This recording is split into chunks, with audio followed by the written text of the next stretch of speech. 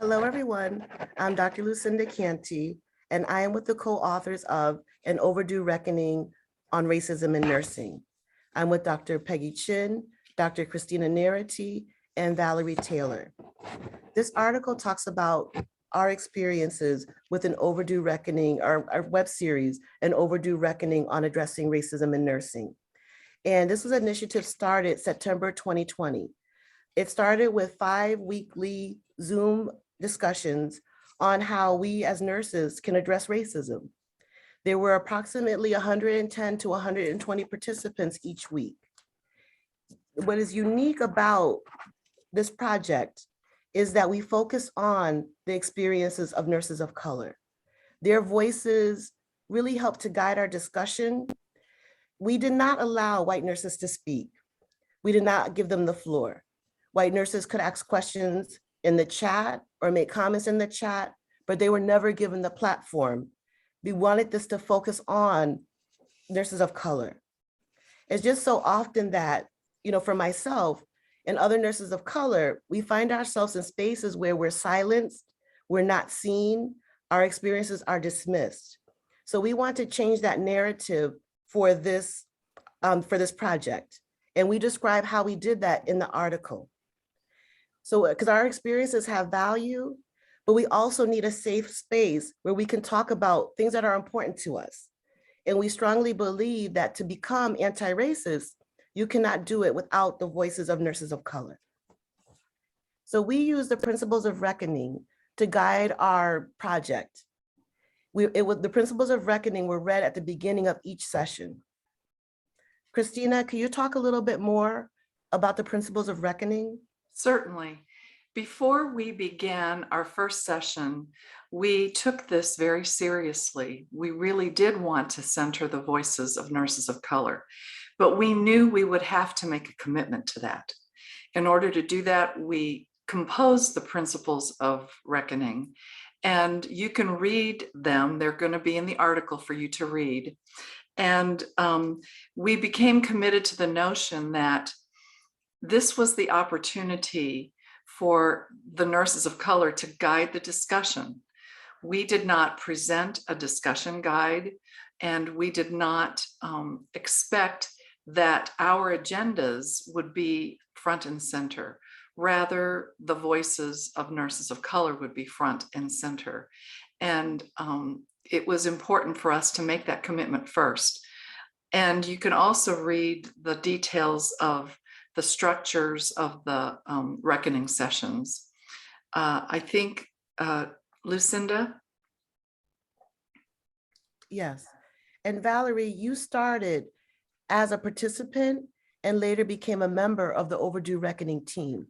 Tell us about what this meant to you. Well, it was interesting for me working or participating in a participant role was a little bit different than being part of the team. I found that working on this project has given me a way of a better perspective on racism in nursing and in general, racism in general. I was able to think, I used to think that racism was simply something that people could turn on or off, they just be better people. And that's not something that's true. And I think that with this team, there has been, this leadership has really helped to direct the preparations for and a roadmap to dealing with the effects of racism and even people dealing with racism on their own. There are basic rules of engagement that you'll find in the article that Christina alluded to with the principles of reckoning.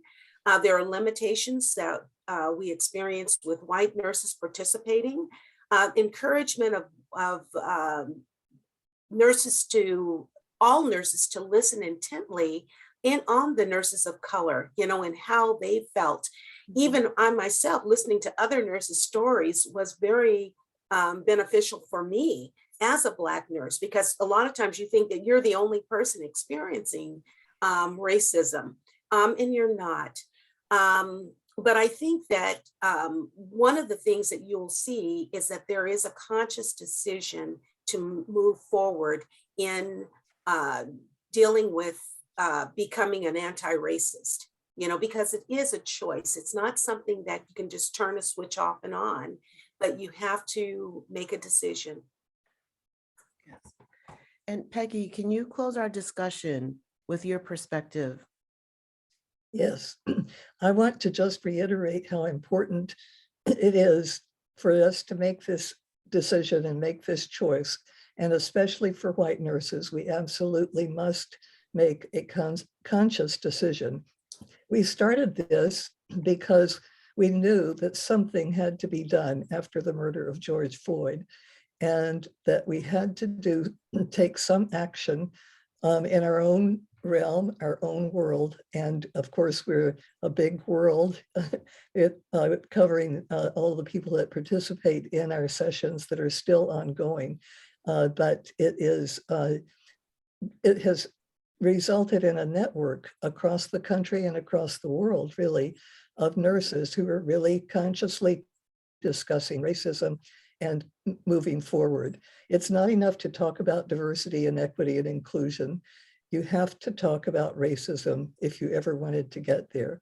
So we have provided a ton of resources for everybody who is watching this video abstract and in the article, so that you can join us in making a commitment to being anti-racist and to creating an anti-racist future for nursing. Yes. Thank you.